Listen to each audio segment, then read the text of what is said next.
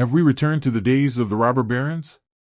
America is witnessing a return to a Gilded Age-like reality, with skyrocketing inequality, unchecked corporate power, and political corruption at the forefront. The violence, social unrest, and growing frustration with elite dominance draw chilling parallels to the robber baron era of the late 19th century. Thread: Are we back in the days of robber barons? Let's explore. 1 CEOs targeted by violence today. The CEO of United Healthcare was fatally shot in NYC. Attempts on public figures like Trump have become disturbingly common. The violence against leaders mirrors the political unrest of the Gilded Age, when President McKinley and other high-profile figures were assassinated. Source: AP News. 2 Economic inequality. Then, Carnegie, Rockefeller, and Vanderbilt amassed obscene wealth while workers toiled for pennies. Now, CEOs like Elon Musk and Jeff Bezos control fortunes that eclipse GDPs of small nations. Healthcare, big tech, and monopolies crush workers and small businesses alike. Median worker pay stagnates while the rich buy megayachts. 3 Political corruption. Then, Tammany Hall, corporate bribes, and railroad tycoons dictating policy. Now, Citizens United ensures billionaires and corporations drown out your vote. Lobbyists control Congress, and campaign donations prioritize profits over people. Voting increasingly feels like choosing between elites. For labor unrest, then and now. Then, the Homestead strike and Pullman strike were met with violence and repression. Now, workers at Amazon, Starbucks, and major corporations fight tooth and nail for union rights, while companies like Kellogg's threaten to permanently replace striking workers. The Great Resignation is a modern rebellion against exploitation. 5 Public safety and social unrest. Then, the Gilded Age saw anarchist bombings and mass protests for labor and voting rights.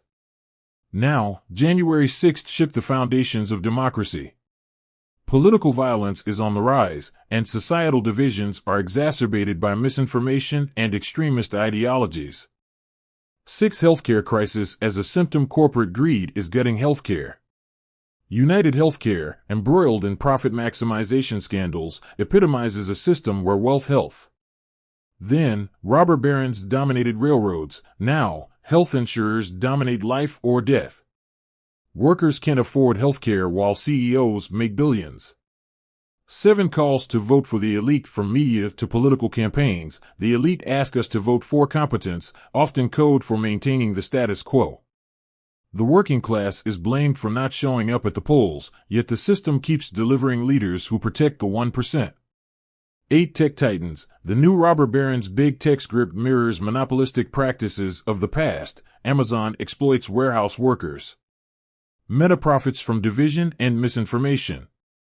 Musk's Twitter chaos shows unaccountable power. Antitrust laws? Dormant. Corporations are growing unchecked. 9 What's next? The Progressive Era followed the Gilded Age, introducing antitrust laws, labor protections, and social safety nets.